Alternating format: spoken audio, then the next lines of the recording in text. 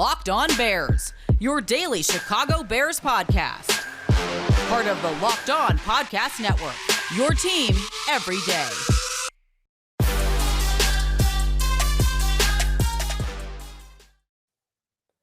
Now that we're a couple of weeks in the season, a win and a loss, it's a good time to check in on some of our biggest concerns about this Bears team entering the season and kind of get a sense of where they've made progress and still where work needs to be done.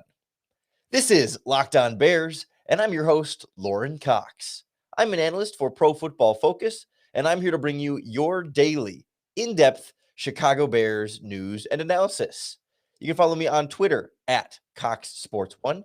You can follow the podcast on Twitter at Locked On Bears. You can like Locked On Bears on Facebook. You can join the Locked On Bears Facebook group, and make sure that you click that subscribe button on the Locked On Bears YouTube channel to keep up with all of our video podcasts as well. On the show today, a progress report. We start with the offensive line. It's a big concern heading into last week against the Rams. Seemed to be less of a concern against the Bengals, but still some up and down, I think, in both games and in both directions for this group up front. We'll hear from left tackle Jason Peters on some of the progress there in terms of chemistry and what they're sort of seeing up front. Then we'll check in on this young Bears secondary. It was a problem against the Rams. It was less of a problem against the Bengals, but perhaps a lesser opponent in there as well. So we'll see what's going on in the slot, how we're feeling with Kendall Vildor on the outside, and these veteran safeties that had a rough week one and maybe bounced back a bit against the Bengals. We'll wrap up with one that maybe we didn't know was going to be a problem entering the season, but has been so far: penalties. We'll hear from head coach Matt Nagy about Justin Fields and the false starts with that, and how the team is sort of responding to taunting as well, because that's another issue we're going to have to get in here that I think is going to follow this Bears team and really the whole NFL for a lot of this season, as the NFL itself tries to figure out what exactly the plan is and how they want to enforce those without completely taking all the fun out of the game either. But let's start with this Bears offensive line, because it was pretty much at least offensive concern number one. Jason Peters comes in late. Germain Ifedi was injured for a lot of the preseason, and you thought, at least the interior guys would be the ones that you could feel like you could rely on. And, I guess when you face Aaron Donald in week one, we kind of should have expected that the interior guys would have more of the issues, and they did, but it wasn't as though Donald and company completely blew up the Bears' entire game plan. He was a problem. He caused them problems, but it didn't prevent Andy Dalton from truly being able to do some of the things that he wanted to do. And same with David Montgomery in the running game. The Bears were still able to run the ball well, really, I think, in both contests. And that does deserve some of the credit up front on the offensive line. But we kind of maybe underestimated, or tried not to underestimate, the interior of the Bengals defensive line, because they really gave this Bears interior some additional issues in the second week that we thought it would be an easier go for them. And I thought Sam Mustipher had some issues again. James Daniels struggled again. Even Cody White here at times still kind of finding his rhythm and his space. And some of this can be a chemistry thing, right? We have the new left tackle trying to get used to the left guard next to him. And even Sam Mustipher last year wasn't your week one starter. They kind of built up to that as they got Cody White here back to left guard. So everyone's still sort of on the same page, or trying to get on the same page. And that's where I think the issues against the Bengals stood up for me, especially in the running game. There were too many times where, they're trying to run zone, say, to the right, and there's a guy kind of in front of James Daniels, but also sort of in between him and Sam Mustipher. And, they'll go for the block, and Daniels is supposed to kind of help and have Mustipher kind of pick him up, but either Daniels doesn't help enough, or Mustipher's not able to get there, and there's too much penetration. It's little things where it's not even like verbal communication. It's just sort of getting a feel for the guy next to you and knowing, okay, how much space do I need to give him here? How much help do I need to give him there? And of course, the opponent that you're going against on any given play will definitely play a factor in that. But it was just a little bit surprising to see more of that on the interior as opposed to being with the offensive tackles. Because I do think the tackles themselves have played pretty well these first couple of games. I mean, all things considered, where Peters is coming from, but Peters obviously a high quality tackle in his day too. And then Ifedi has played well last year's, but had a track record before that of some struggling. They've been fine, I think, in pass protection, both of them. I think one of the things that the veteran Jason Peters had pointed out when speaking with the media yesterday was just, I think, a good illustration of this idea of getting to know the guys next to you. And it can be kind of complicated minutia for offensive line play, but I think Peters did a good job sort of breaking it down in a more understandable way. Impressions of Cody White here so far working next to him? A great guy, hard worker, very smart. He always in the right position with his footwork. And I felt a couple times in the LA game, just trying to get in sync with him, because, with him, he likes to kick out his left leg deep to stay square. So, I'm used to the guys reverse staggering and stuff. So I'm just getting used to playing beside him with his footwork. But he's a great wing guy. So it's just a little thing about sort of how Cody Whitehair prefers to step up and sort of anchor is sort of he goes a little wider to get lower and to anchor on a bull rush. And maybe part of the undertone there is that Whitehair shouldn't be getting pushed back that much to potentially disrupt Peters in terms of being able to anchor in that way. And I think that's sort of where I come away is that the Bears have played two really good interior defensive lines to start the season. Aaron Donald by himself, honestly, obviously at a different level than the Bengals, but the Bengals front played really well against the Vikings the week before, and they're big, strong men. We heard that from Jake Lisco and James Rapine from Locked On Bengals on the Crossover Thursday podcast before this last game. We knew that was going to be a factor there. So, yes, the Bears' interior offensive line needs to play better, but they've also played against two of the better opposing interior defensive lines that they're going to face. So it shouldn't always be that hard for them. But I do think they also do need to step up in addition to just more of the same from the offensive tackles. And I think big key has just been able to stay healthy for the most part so far.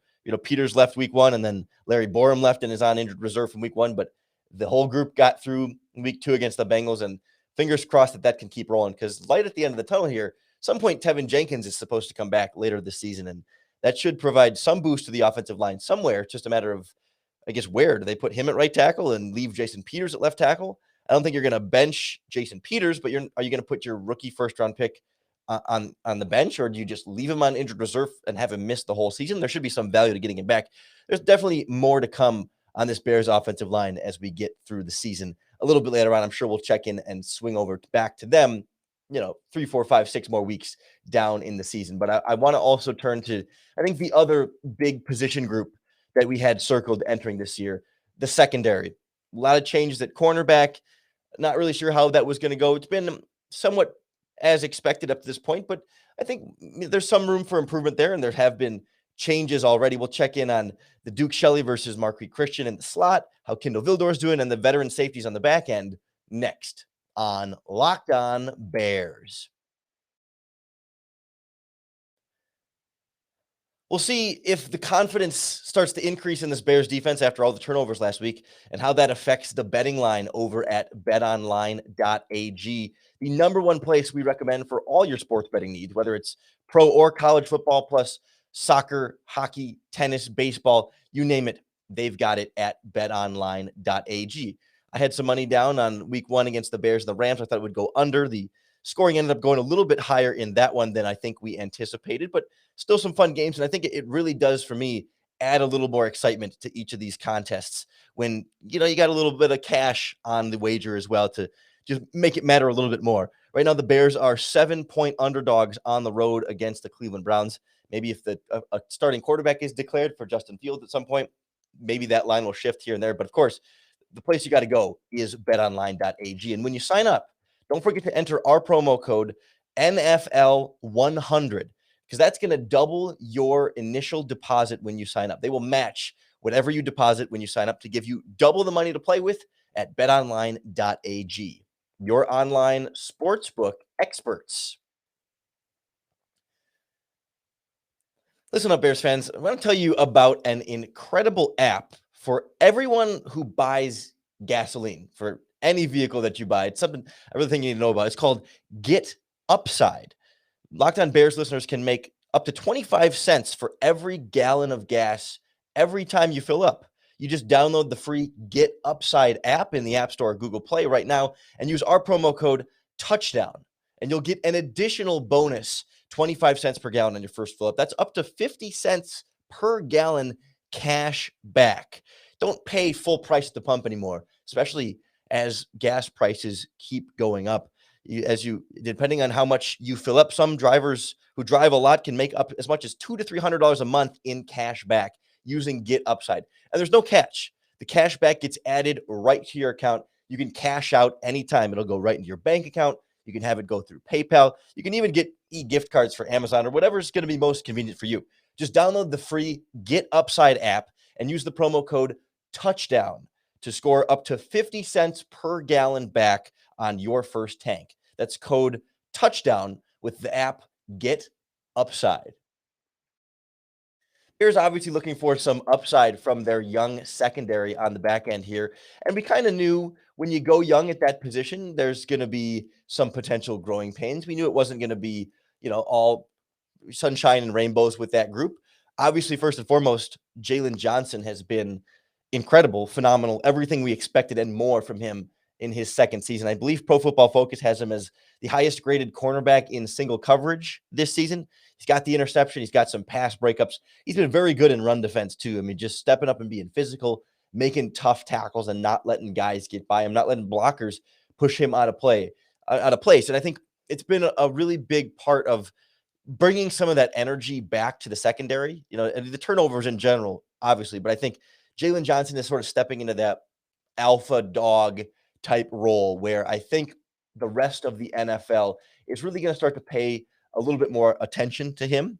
And he's going to become not a household name right away, but a guy that gets recognized more and more in the national media and those kind of circles as a cornerback you don't want to throw at, because that's really been the experience for 2 straight weeks to start the season and part of what we were seeing flashes of last season. But I think it's indicative, especially against the Bengals, how we saw that energy kind of radiate through. And I know we're focusing on the secondary here, but I thought defensive lineman Bilal Nichols had some really good thoughts on how that energy sort of came and how they looked at last week, or I guess 2 weeks ago now, against the Rams, and really internalized some of the way that game left them feeling particularly angry going into the Bengals game. And that's a specific emotion here that stands out for this defense. Oh, yeah, extremely angry. We all took it personal, just because of the simple fact that, we know we could be better. We know what we put out there wasn't Chicago Bears football, and it bothered us.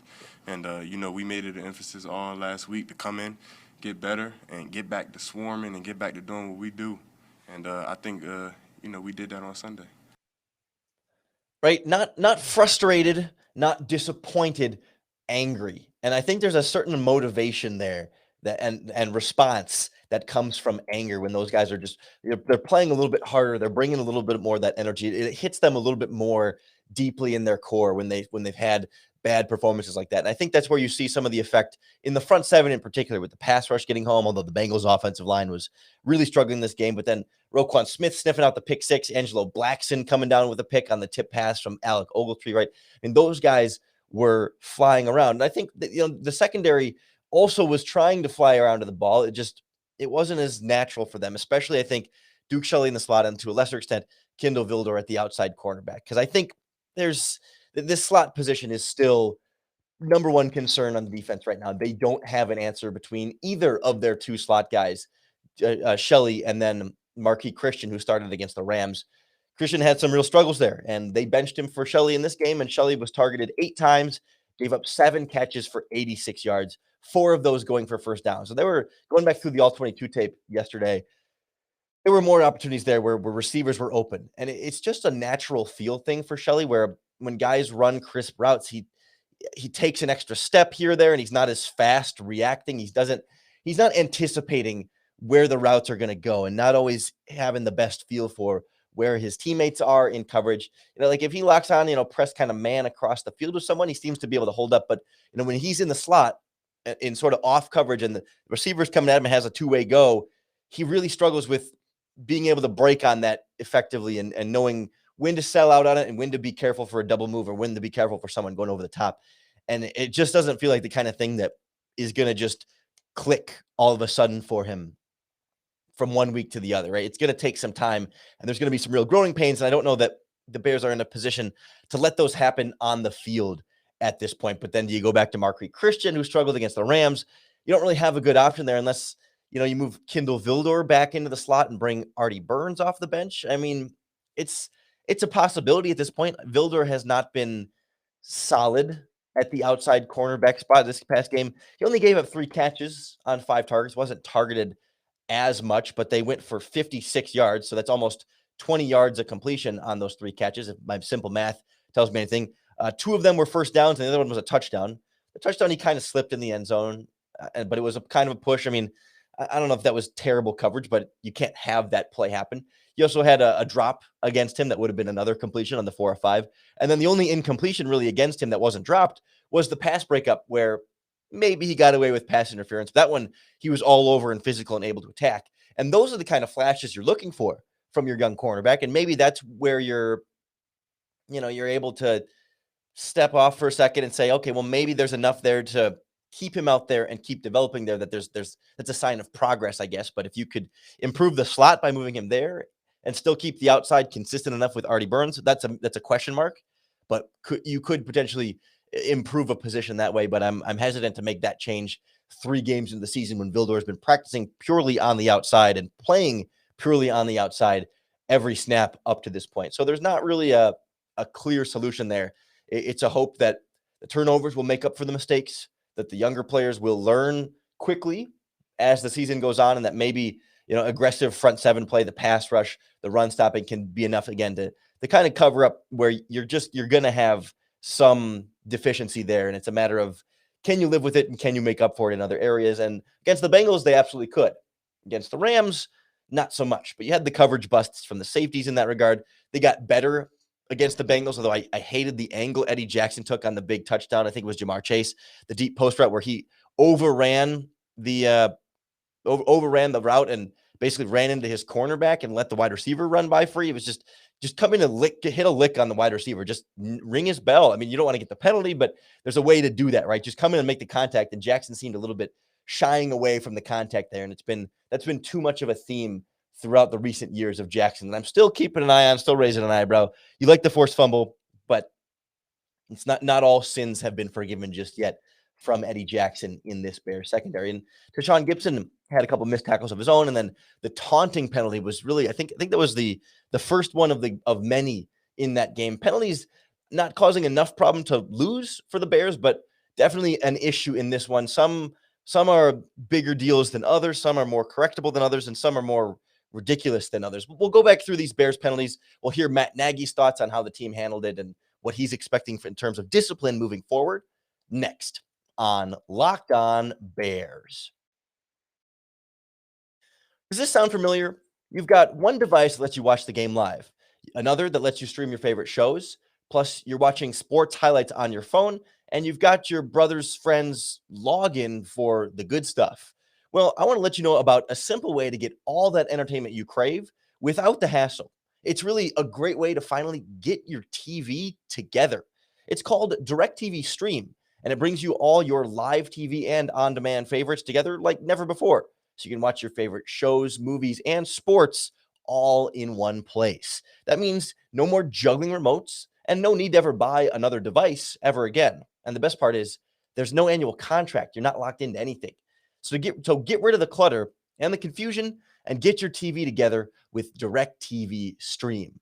You can learn more at directtv.com. That's directtv.com. Compatible device required. Content varies by package. Speaking of packages, I just placed an order for another box of Built Bars because this week they've got a limited time flavor back. It is the best Built Bar flavor, and it's not around often enough. Cookie dough chunk. Just like the regular Built Bars, covered in 100% real chocolate, but it has actual pieces of cookie dough on top. I guess it's under the chocolate covering, but it's a top layer of actual cookie dough in the Built Bar. But somehow, some way, the scientists they have over there at the Built Bar factory still keep it down. I think it's 6 grams of sugar, only 150 calories, but still loaded up with, I think, 16 grams of protein off the top of my head. You cannot find another protein bar product that tastes this good with actual cookie dough in it. I mean, it's to die for, but that low in sugar, that low in calories, and still be high protein and high fiber. It's an incredible product.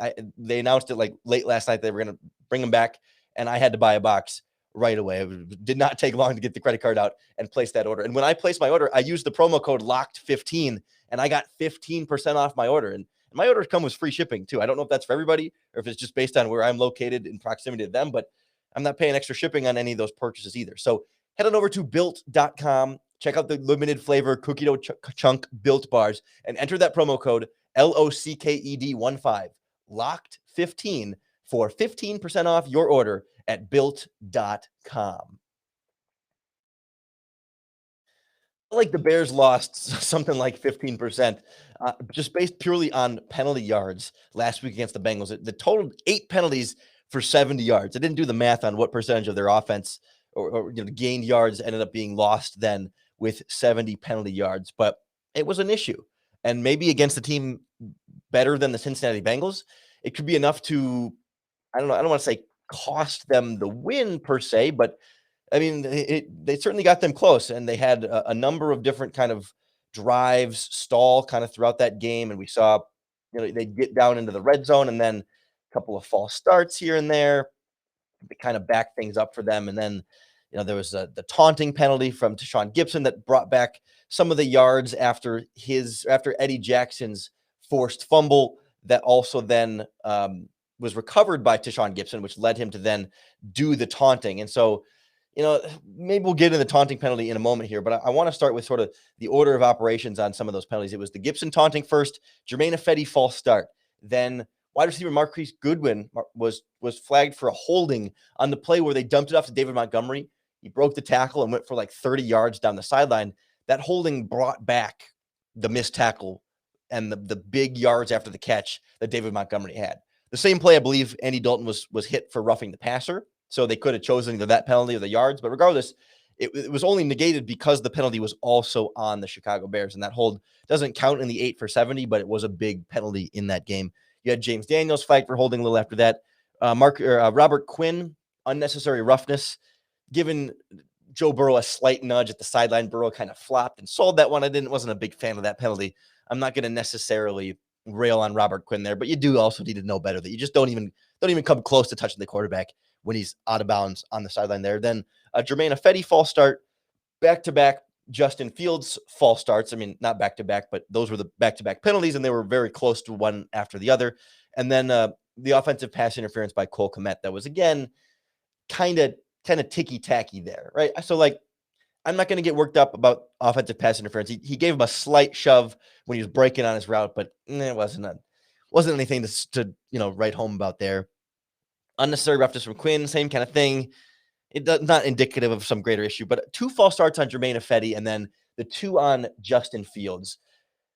Rookie quarterback, rookie mistakes, sure, but it is something that cost them, 5 yards each time. That's 20 yards and stalled a couple of drives there. And I think it's a coaching point for a rookie quarterback that Matt Nagy said he's really going to kind of emphasize this week in terms of timing, cadence, and some of the checks they have built in their offense.